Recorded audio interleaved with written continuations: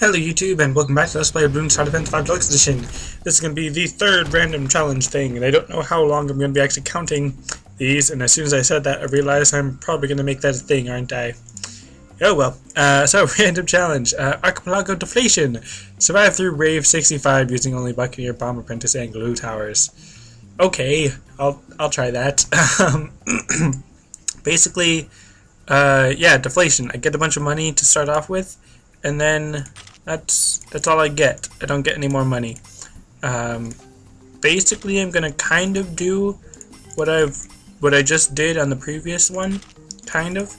So let's see, balloon impact, and now I don't get anything else. So in that case, I might use a monkey apprentice over here with the tornado and some camo detection. Can get another one and one more. Just to be safe, just to have a little bit of a safety net right there. And then I still got 20,000. So I'm going to use one more balloon impact, kind of expensive, and then glue gunner. Not quite as good as I was hoping, but still pretty good. Then I'll be using, let's see, I'm going to be using this one as a Moab assassin because I'm actually going to get multiple if I can. Oops, no, not special agents. Let's see, how much was that? Dang it, I don't have quite enough, which in that case, sell that and bring up to Mob Assassin. So, okay, so let's explain what I'm doing here. The reason why I have it the way I do, oh, that's good, I started around 26. The reason why I have it the way I do is because the glue gunner is pretty good.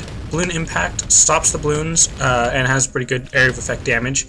So the glue gunner probably is pretty redundant at the moment, but I have it there specifically for like ceramic balloons because while the glue gunner may not be amazing, the if it's coupled with balloon impact or ice tower, then it has more time to put the glue on all the balloons, and then with the balloon dissolver upgrade, then it pops through balloons a lot quicker.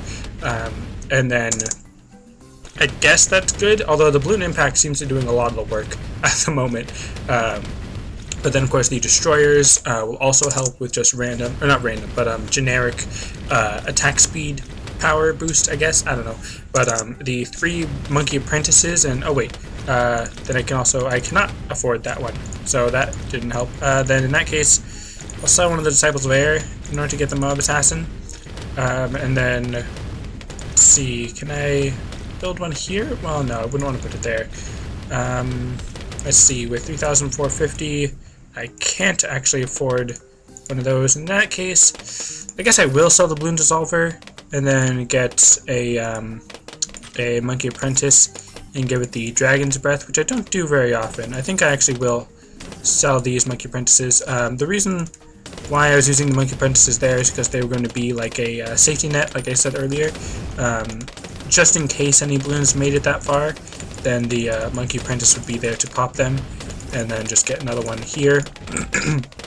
However, the Moab assassins, the reason why I have them so far away and only on the Moab assassin side and not the extra range side, and oh, that's right, I can't get any more money. I don't know why I was thinking I could, but the reason why I have them there is because I'm actually going to be using their activated abilities, and that's not going to be too great on like round 64 where it's just 8 Moabs, but for round 60 or even 46, I can just use the Moab Assassins to quickly destroy the Moab layer, and then because I have Monkey Tycoon, I can then go ahead and sell them, and then buy them again, and that will restock the ability even quicker, well, instantly, basically.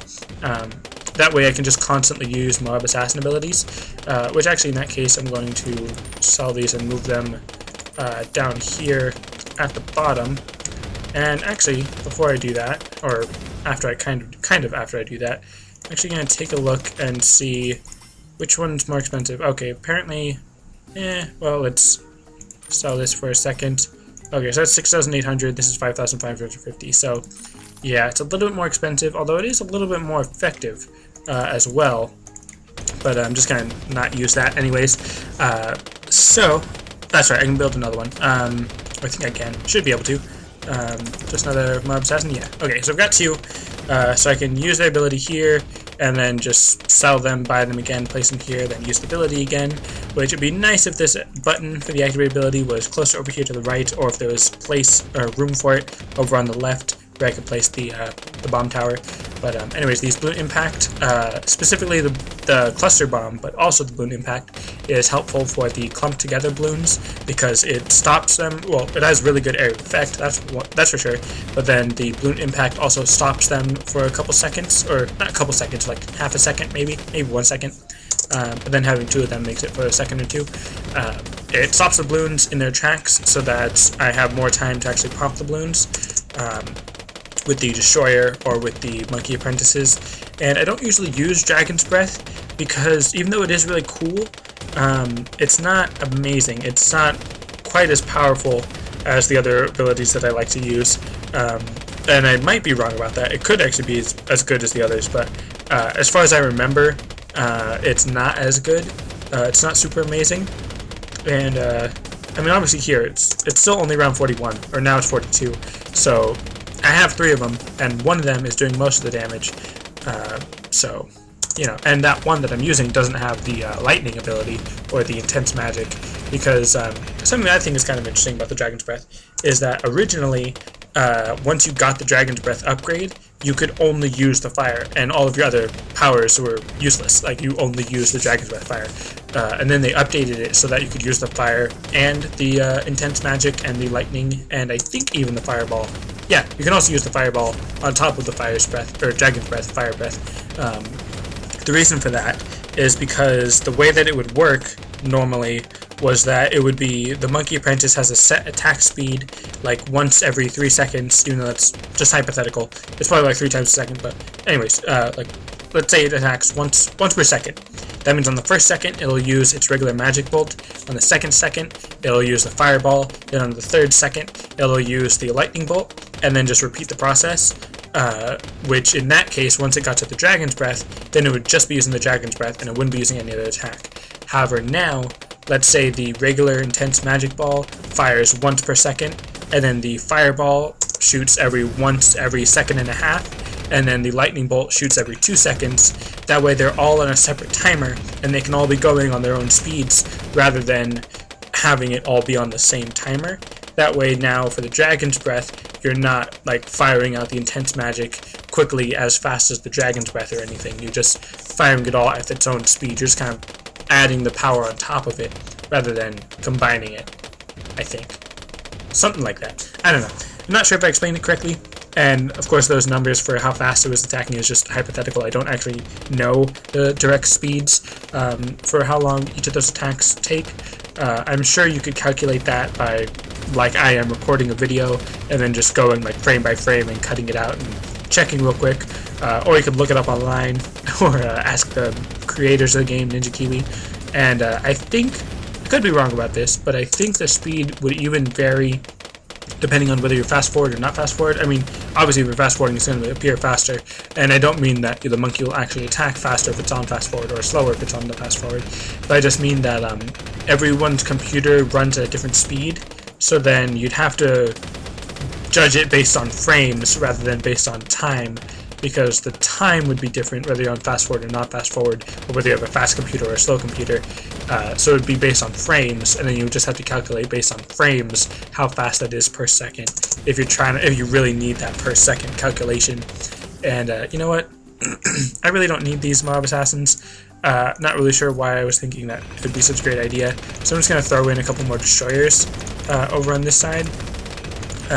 Just to add extra attack speed, popping power, whatever. If I really have a problem with Moabs, then the 4 destroyers and the 3 monkey apprentices with disciples of fire, I should call them, then those should be able to pop it. And then the area of effect of the balloon impact will be helpful against clumped together balloons.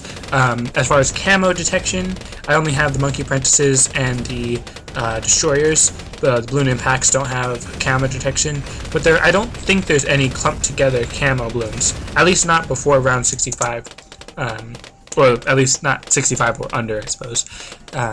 So anyways, this will be the 3rd episode of the 200 random challenges. In case you don't know, for some reason, I'm going to be doing 200 random challenges, which is what this thing is, which is going to kind of take the place of viewer challenges, because I'm really bad at doing viewer challenges, and I should probably stop. Like, not necessarily, I'm not bad as in I can't complete the challenge, because I think I've completed all the challenges. I might have not made one, but I don't remember. But I'm just really bad at actually sitting down and paying attention to, okay, the viewers said this is the challenge, and then actually doing the challenge and making that a video. I don't know why that concept is so hard for me to grasp for some reason, but these random challenges are just going to be basically what I was kind of expecting from the viewer challenges, because I mean, I asked for viewer challenges a long time ago, like months ago, I think. I don't actually remember. I'm just kind of assuming it was months ago, but the reason why I was asking for viewer challenges, not only because it's a cool idea to have viewers interact with me in that way or whatever, but it was also kind of like a precursor to these random challenges. So I never really meant for them to be at the same time. I always meant for the random challenges to sort of take over for the viewer challenges. It's just that I never really got around to doing a lot of viewer challenges, so that it felt like, okay, I did viewer challenges, now I'm going to move on to something else. Like, it kind of felt like, okay, I never really started doing viewer challenges that well, and I'm already kind of giving up on that one. And that's kind of true, but kind of not true. But I can't really explain anymore, because I just said what my thoughts are on that subject.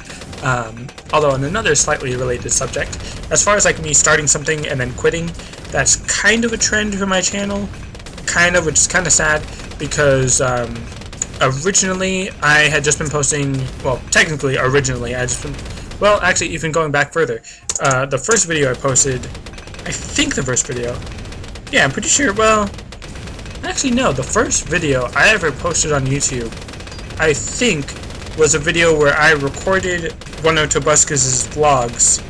Well, no, that wouldn't have been the first video. I don't even remember what the first video I posted was.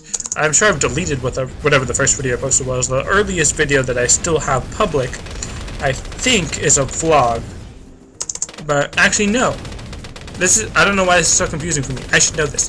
I think the first video that I have published on my channel is my first attempt at doing a Let's Play of Crystal Chronicles, which was kind of an attempt. It was more of just a test, really. It wasn't really an official attempt at doing a Let's Play, but it was, I literally just had my computer, my laptop, with the webcam set up right in front of the TV, so that the webcam could record the TV while I'm playing Final Fantasy Crystal Chronicles, and it was just terrible quality. Like, I mean, I don't know why I thought that would actually work. I was just really desperate, and I wanted to get something on YouTube. I wanted to do Let's Plays, so I just figured, will this work? And it didn't. it did not. I have 4 of those videos, different attempts. The first 2, I think, are still the same webcam in front of the TV with like different light settings, or like TV settings or something. And then the other 2 are with an actual camera in front of my brother's HD TV, which kind of worked out a little better, and I'm actually really surprised I didn't lose any lives right there. That was actually pretty close, and I've still got some money. Let's see if I can put a, what's it called? A glue gunner, which will be helpful, but not that amazing. So yeah, it'll be a little helpful, but not too great. What was I saying? Oh, that's right. And then after those Let's Play attempts, and okay, there. I was like, oh no, I lost a life, but then, excuse me, then I got it. Anyways, what was I saying? Alright, Let's Plays. My original attempt at the Final Fantasy Crystal Chronicles Let's Play, failed attempt, and then what was it? What was next? It was a bunch of vlogs. Maybe 100 vlogs? Probably not 100, but it was a lot of vlogs. It felt like a lot of vlogs. I kept trying to do like a vlog every day, daily vlog type thing, and that didn't really work out. So I kind of quit that. And then I started, before I ended doing vlogs, I started doing the Bloons Starter 55 Deluxe Edition videos, which started off not commentary, and then I got commentary. That was really boring commentary, like really terrible commentary. And then after a while, I guess I got better a little bit.